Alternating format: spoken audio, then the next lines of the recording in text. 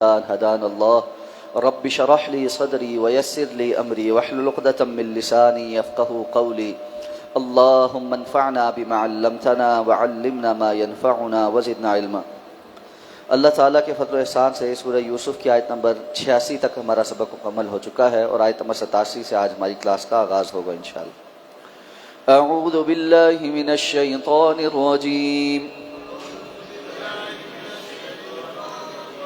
بسم اللہ الرحمن الرحیم۔ فلما دخلوا عليه قالوا يا أيها العزيز مسنا وأهلنا الضر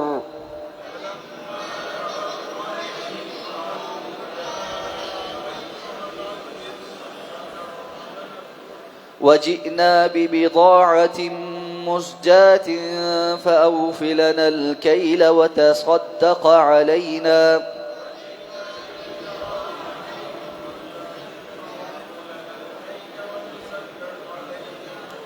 إن الله يجزي المتصدقين۔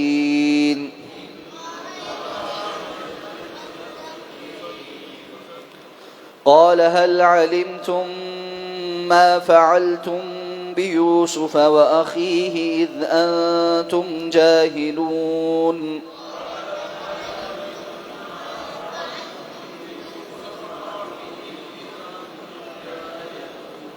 قالوا أئنك لأنت يوسف؟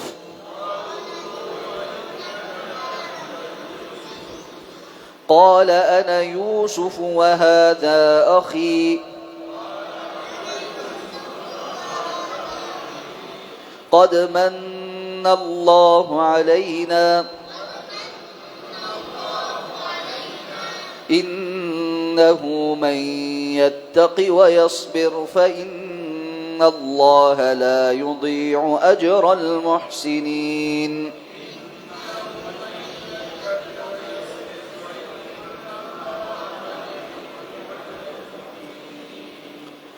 فلما دخلوا علیہ، پھر جب وہ اس کے پاس داخل ہوئے، قالوا تو کہنے لگے، یا ایھا العزیز، اے عزیز، مسنا واہلنا الضر، ہمیں اور ہمارے گھر والوں کو تکلیف پہنچی ہے، وجئنا ببضاعۃ مزجاۃ، اور ہم ایک حقیر سی پونجی لے کر آئے ہیں، فاوف لنا الکیل وتصدق علینا، سو آپ ہمارے لیے پورا ماپ دے دیں اور ہم پر صدقہ کریں، ان اللہ یجزی المتصدقین، یقیناً اللہ تعالیٰ صدقہ کرنے والوں کو جزا دیتا ہے۔ قال هل علمتم ما فعلتم بیوسف واخیہ، تو اس نے کہا کیا تم جانتے ہو کہ تم نے یوسف اور اس کے بھائی کے ساتھ کیا کیا؟ اذ انتم جاہلون، جب تم جاہل تھے، نادان تھے۔ قالوا کہنے لگے، اِنَّكَ لَأَنْتَ یوسف، کیا واقعتاً یقیناً آپ ہی یوسف ہیں؟ قال انا یوسف وہذا اخی، تو وہ کہنے لگے کہ میں یوسف ہوں اور یہ میرے بھائی ہیں۔ قد من اللہ علینا، یقیناً اللہ نے ہم پر احسان کیا ہے، انہ من یتقی ویصبر، اور یقیناً جو اس سے ڈرتا ہے اور صبر کرتا ہے، اور بے شک جو ڈرتا ہے اور صبر کرتا ہے، فإن اللہ لا یضیع اجر المحسنین، تو یقیناً اللہ رب العزت محسنوں کا اجر ضائع نہیں کرتا۔ اب جب حضرت یعقوب علیہ السلام نے بیٹوں کو اس بات کا حکم دیا کہ اللہ کی رحمت سے مایوس نہ ہو اور جاؤ اور تلاش کرو کہ یوسف اور اس کا بھائی تمہیں مل جائیں اور کوئی خیر کی خبر آئے، تو بھائی والد کے حکم پر نکلے۔ اب قحط سالی کا دور ہے، جو پچھلی مرتبہ گئے تھے وہاں پر چوری کا الزام لگ گیا، تو بظاہر ایسا محسوس ہوتا ہے کہ ظاہر بات ہے اس سارے معاملے میں پھر وہ خرید و فروخت کا معاملہ نہ ہو سکا اور چوروں کی طرح واپس آنا پڑا، تو گھر کا جو سامان تھا وہ بھی پورا نہیں پڑا، اب پلے بھی کچھ نہیں ہے۔ ان ساری پریشانیوں میں اور کوئی رستہ نظر نہیں آیا تو یہی سوچا کہ واپس مصر ہی جائیں۔ عزیز مصر بھلا بندہ معلوم ہوتا ہے، اس کے سامنے اپنی کوئی گھر کی پریشانی رکھیں اور کوئی درخواست کرے کہ وہ ہمارے بھائی کے معاملے پر بھی نظر ثانی کرے اور ہمارے لیے بھی کچھ آسانی کرے۔ اب جب وہاں پہنچ کر یوسف علیہ السلام کے پاس داخل ہوئے تو آ کر کہا کہ ہمیں اور ہمارے گھر والوں کو بڑی تکلیف پہنچی ہے۔ یہاں قرآن نے اس کو اختصار سے ذکر کیا ہے، ظاہر بات ہے انہوں نے اس کو تفصیل سے بیان کیا ہوگا کہ کس طرح والد پریشان ہو گئے ہیں اور بہت زیادہ غم میں ہیں، اور اس کی وجہ سے ان کی بینائی بھی چلی گئی ہے، مالی معاملات بھی ٹھیک نہیں ہیں۔ ہم بہت تھوڑے سے پیسے لے کر آپ کے پاس دوبارہ آئے ہیں، اس امید کے ساتھ کہ آپ اس کے بدلے ہماری ضرورت کے مطابق پورا ہمیں غلہ دے دیں گے اور صدقہ بھی کریں گے، اپنی طرف سے کچھ اضافی بھی دیں گے۔ اللہ صدقہ کرنے والوں کو بہت جزا عطا فرماتا۔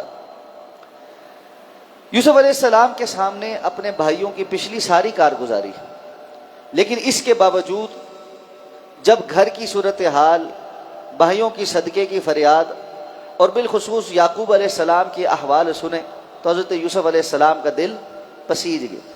اس معاملے کو مزید طول دینے کے بجائے بھائیوں سے کہا کہ تمہیں کچھ پتہ ہے ما فعلتم بیوسف و اخی، کہ تم آج تک یوسف کے ساتھ اور اس کے بھائی کے ساتھ کیا کر آئے ہو؟ اور ساتھ میں کہا اذ انتم جاہلون، جبکہ تم جاہل تھے، نادان تھے۔ یہ یوسف علیہ السلام کے بہت بڑے ظرف کی علامت ہے۔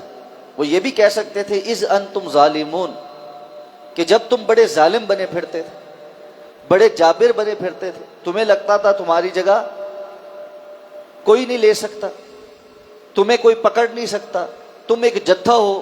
وہ بار بار کہتے تھے نحن عصبۃ، ہم ایک جتھا ہیں مضبوط، تو تم اپنے تڑنگے اور جوان ہونے پر اور اپنے 10 بھائی ہونے پر بڑے نازاں تھے۔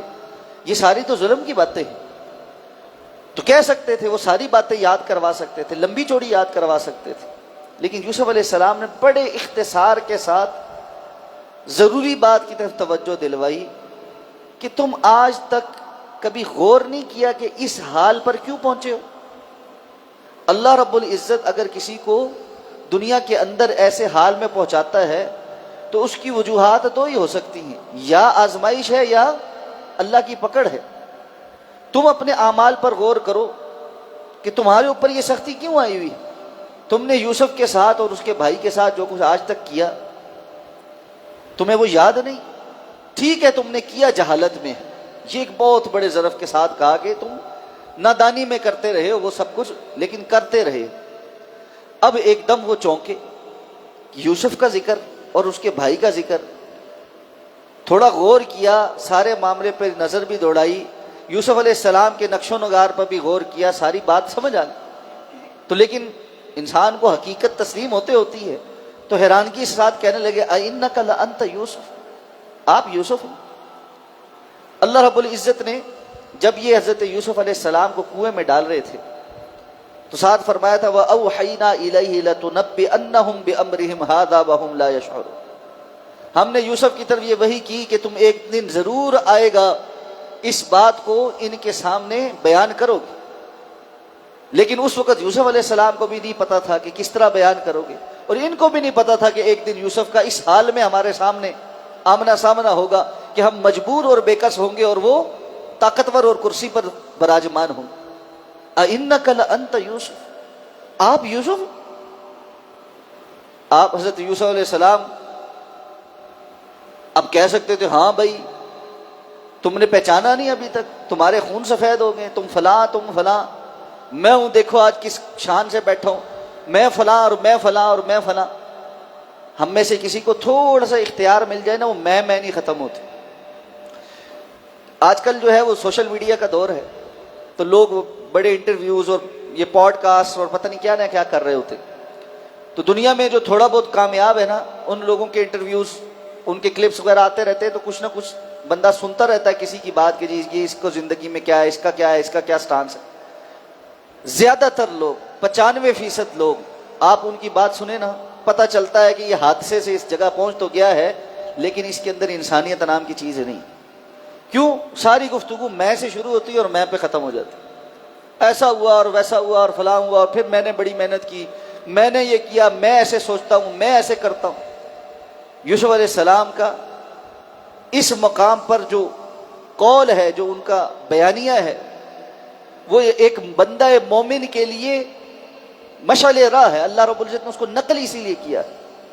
حضرت یوسف علیہ السلام نے کہا کہ ٹھیک ہے، انا یوسف وہذا اخی، میں یوسف ہوں اور یہ میرا بھائی، لمبی چوڑی کوئی بات نہیں۔ جو تم دیکھ رہے ہو کہ میں اس جگہ کیسے پہنچا ہوں، اس کی حقیقت صرف اتنی ہے، قد من اللہ علینا، اللہ نے ہم پر احسان کر دیا۔ یہ اللہ کا احسان ہو گیا کہ آج میں یہاں ہوں، اس میں میرا اپنا ذاتی کوئی عمل دخل نہیں۔ اور اللہ کیوں یہاں پہنچاتا ہے؟ انہ من یتقی ویصبر، دو باتیں ہیں، جو اللہ سے ڈرتا ہے اور صبر کرتا ہے۔ ڈرنا کیا ہے؟ ہر حال میں اللہ کے بتائے ہوئے طریقے پر کاربند رہنا، اللہ رب العزت کی قائم کردہ حدود سے متجاوز نہ ہونا، دوسروں کو اگر کچھ میسر آیا ہوا ہے تو اس پر حسد نہ کرنا، بغض نہ کرنا، اللہ کی رضا میں راضی رہنا، اور تکلیف پہنچ جائے تو صبر کرتے ہوئے اللہ سے شکوے نہ کرنا، دوسروں کے سامنے رون دھون نہ کرنا۔ یہ دونوں باتیں جو اختیار کر لے، فإن اللہ لا یضیع اجر المحسنین، اللہ ایسے محسن بندوں کی اجر کو ضائع نہیں فرماتے۔ اس لیے یہ دو چیزیں زندگی میں لازم و ملزوم ہو جائیں، اور اس کے ساتھ کتاب و سنت کی بتائی ہوئی تیسری بات شامل ہو جائے تو بس، تو پھر تو بندہ مومن کے لیے اللہ کی طرف سے کامیابیاں ہی کامیابیاں۔ یہاں پر دو باتیں ذکر ہوئیں، یتقی و یصبر، اور تیسری جگہ اللہ نے حکم دیا ہے شکر کا۔ تو جو بندہ زندگی میں نعمتوں پر شکر گزار ہو جائے، آزمائشوں پر صابر ہو جائے، اور اللہ کی قائم کردہ حدود کے اندر اندر رہنے کی کوشش کر لے، یہ اللہ کا وہ بندہ ہے جس کے لیے اللہ رب العزت نے دنیا اور آخرت کی خیر کی اور بھلائیوں کے سارے راستے کھول دیے۔ وَمَن يَتَّقِ اللَّهَ يَجْعَل لَّهُ مَخْرَجًا وَيَرْزُقْهُ مِنْ حَيْثُ لَا يَحْتَسِبُ، فرمایا جو اللہ سے ڈرتا ہے اللہ اس کے لیے ہر مشکل سے باہر نکلنے کا راستہ بنا دیتا ہے، اور وہاں سے اس کو رزق عطا فرماتے جہاں سے اس کا گمان بھی نہیں ہوتا۔ اللہ ہمیں تقوی نصیب فرما دے۔ وَاتَّقُوا اللَّهَ وَيُعَلِّمُكُمُ اللَّهُ، اللہ فرماتے تم تقوی اختیار کرو، علم بھی اللہ تمہیں عطا فرمائے۔ یہ جہالتوں سے باہر نکلنا، معاملات کا سمجھ آ جانا، خیر کے فیصلے کر لینا، یہ سارے اللہ کی طرف سے آسان ہو جاتے ہیں۔ اس لیے ان اللہ مع الصابرین، اللہ اپنے صبر کرنے والے بندوں کے ساتھ ہو جاتا ہے۔ جو صبر کرتا ہے اس کو اللہ کی معیت نصیب ہو جاتی ہے۔ اور اللہ رب العزت کو اپنے شکر گزار بندے بڑے پسند ہیں کہ جو شکر کرتا ہے، اللہ کا وعدہ لازیدنکم، اگر تم شکر گزار بنو گے میں تمہیں اور بہت زیادہ ضرور بضرور مزید عطا فرماؤں گا۔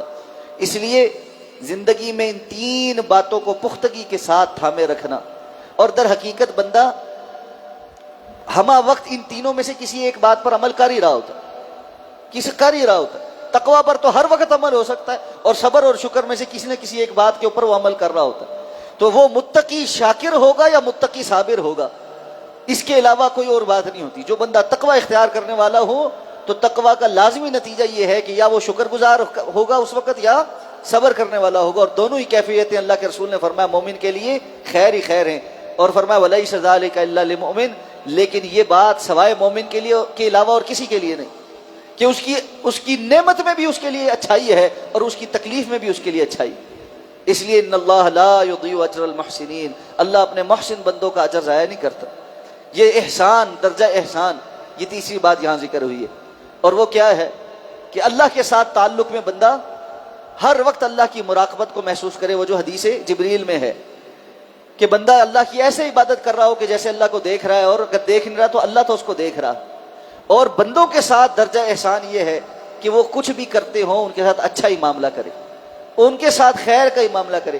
اور اگلی آیات میں یوسف علیہ السلام کا وہ طرز عمل بھی آ رہا ہے کہ جب بھائی اپنی گناہ کا اعتراف کر لیں گے، اعتراف جرم ہو جائے گا، تو یوسف علیہ السلام پھر لمبی چوڑی کو ان کے اوپر سزا متعین نہیں کرتے، اپنی طرف سے احسان ہی کرتے۔ یہ مومن کا معاملہ ہوتا ہے کہ جب معاملات اس کے کنٹرول میں آتے، اس کے ہاتھ میں آتے ہیں، تو وہ احسان کرنے والا ہوتا ہے، وہ ظلم کرنے والا نہیں ہوتا۔ اللہ ہمیں سمجھ کر عمل کرنے کی توفیق عطا فرمائے۔ سبحانک اللہم و بحمدک، نشہد ان لا الہ الا انت، نستغفرک و نتوب الیک۔